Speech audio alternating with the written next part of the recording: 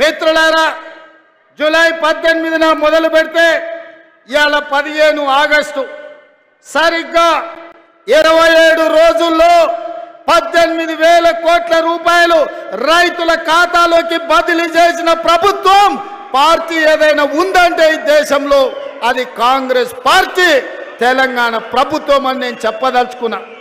నేను సూటిగా సవాలు విసురుతున్నా. తాటి చెట్టు లెక్క పెరిగితే సరిపోదు, దూలం లెక్క ఉన్నావు, దూడకున్న బుద్ధి కూడా లేదని ఆనాడు హరీష్ రావు సవాలు విసిరిండు.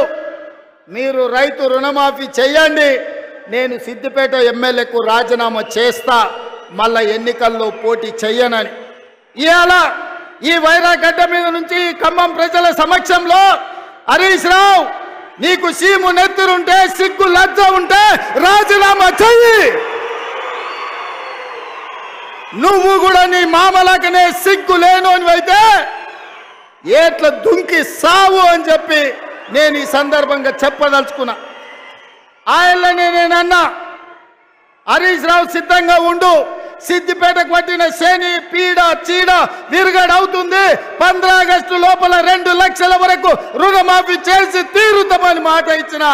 ఇవాళ 15 ఆగస్టు నాడు మళ్ళీ అదే ఖమ్మం గడ్డ మీద నుంచి ఇవాళ సవాలు విసురుతున్న హరీష్ రావు, నీలో చీము నెత్తురుంటే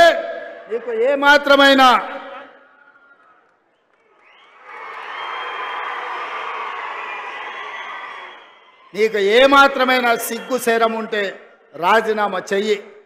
నువ్వు ఎట్లాగూ రాజీనామా చెయ్యవు, నీది సిగ్గులేని జాతి.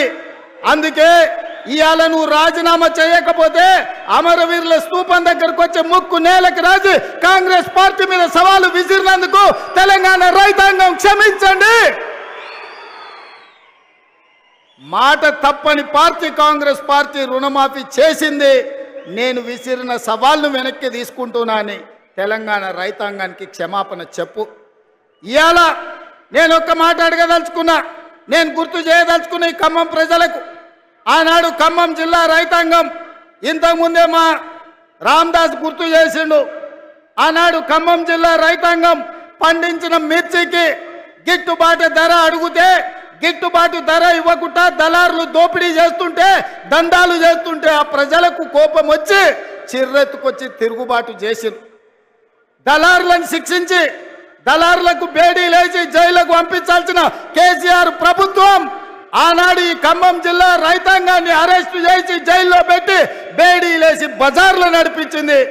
ఆయల్లా రైతాంగానికి అండగా నిలబడడానికి ఈ ఖమ్మం జిల్లాలో నేను పర్యటనకు వచ్చిన. ఆయల్లా మీకు అందరికి గుర్తుండాలి, సంటి బిడ్డను భార్య సంకలు ఎత్తుకొని బస్సులో బేడీలేసి తీసుకెళ్తున్న భర్తకు తన సంటి బిడ్డను చూపించడానికి పోతే కర్కశంగా పోలీసులు ఆడబిడ్డ మీద దాడి చేసిరు.